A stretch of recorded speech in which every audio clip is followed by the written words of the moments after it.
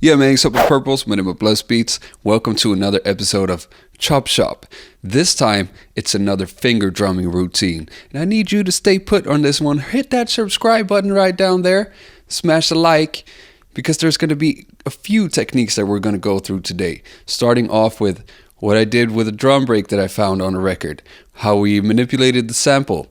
The layout of the routine. And then, finally, some techniques to be able to pull this off with only two hands. It's a challenge. I'm learning still, you know what I'm saying? But I'm learning a lot as I'm learning.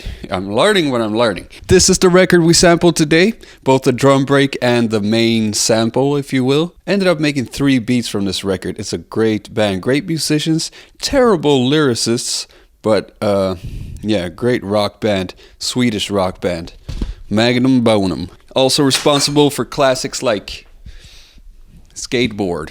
Go, go, go, if a bucket. Right, I see if I could do this. So first of all, there's a drum loop right here running in the background.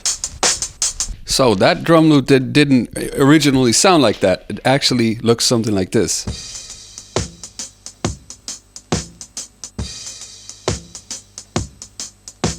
As you can see, terrible amount of swing on there, or terrible. It's got a lot of swing, and I wanted a straighter drum beat than that, but I still wanted that organic drums in the background, and really it's the hi-hats that I want. So I used the slice mode in this case to slice it up.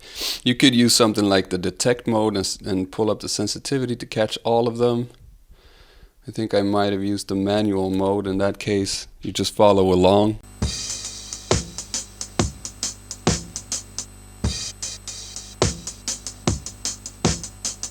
And you can see here, from this place we can play it manually.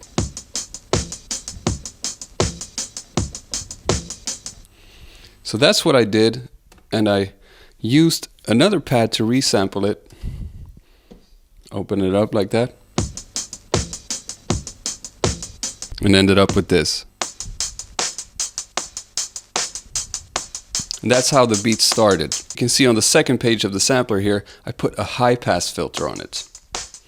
If we take that off, we'll have something more like the original sound. So that is what ended up on this pad here.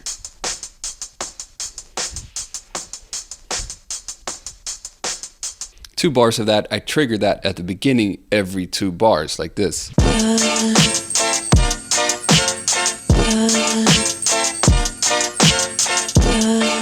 Okay, that was that. Now, for the sample. Really, the sample is very simple.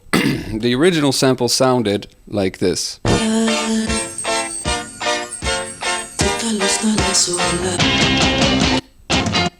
This I grabbed from another part of the song, but I filled it out, so I'll show you in a minute. But really, the only thing I did to that was pitch it up 1 semitone. Originally it sounds like this. That's the original pitch. I just wanted to speed it up a little bit, so I speed it up the traditional way by just changing the pitch of it. Wow, amazing! Another thing I did to these samples is, instead of having them set to 1 shot here on the type, which is the default, or maybe it's ADSR, I can't remember right now. Anywho's, set it to AHD, which stands for attack, hold, decay. That way I can play it, trigger the whole sample by just pressing it once, but still add a little bit of attack to avoid a click or a nasty pop in the beginning. I think we're still pretty alright, but just be on the safe side, add a little bit of attack to them. Now, I'm not that deep into my finger drumming journey, but this is probably the most microscopic I've done with the chopping of a sample that I'm playing alongside with the drums at the same time. Sometimes it's easier to just make like a whole bar, so you only have to trigger it every 1 bar. This, you have to trigger it a little bit more often, such as this. I have to trigger the samples every half a bar, which means getting a little bit more acrobatic with switching the positions of the fingers. Like here, I had to get used to switching between triggering the hi-hat with my index finger or my middle finger and hopping up to the thumb instead, because I will divide it to left hand, right hand generally. Sometimes the hand slips over and does a little fill like, but generally with this beat I have my left hand dedicated to these 8 pads, my right hand dedicated to these 8 pads.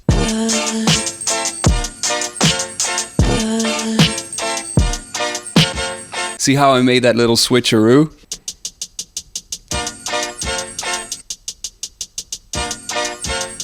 These 4 up here, I play them every 4th bar or something like that. And I play it like that. Okay, what other sounds do we have on here?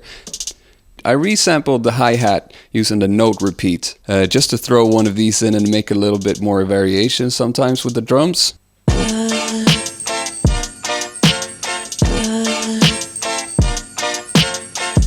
Helps to have that. I also have an alternative snare here to do a little other fill.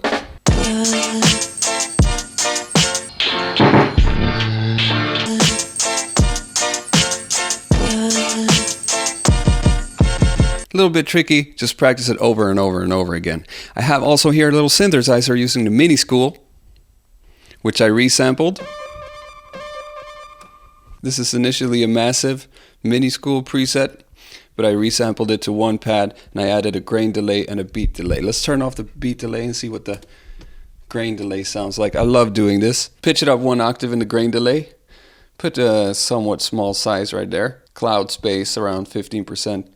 And the mix, that's a flavor thing. And a little bit of modulation as well. That adds another layer with an octave up, but also I added a beat delay to make it go.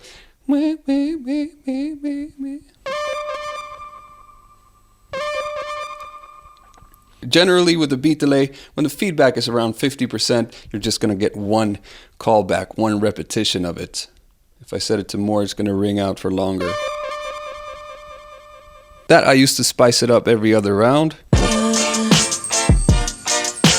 This one I noticed sometimes it's a little bit easier to just lay your index finger out flat like this. You could of course trigger it with 3 fingers.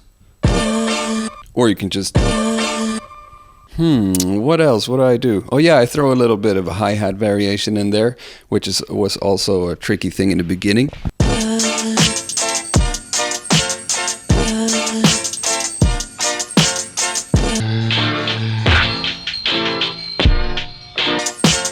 Just slipping my left thumb over there. One more thing on the preparation side. There's a bass note here. And really, so far, sometimes if I want a more complicated bass line, I will just layer it up with a sample in another group and then resample it to have them on the same pad if it's a complicated melody and stuff. And here, really, it's just triggering 1 tone every time I hit that first sample. And that's in pad mode. Link group 1, set to send. Link group 1 on the bass sound, set to receive. So that will trigger every time I press that. Simple as that.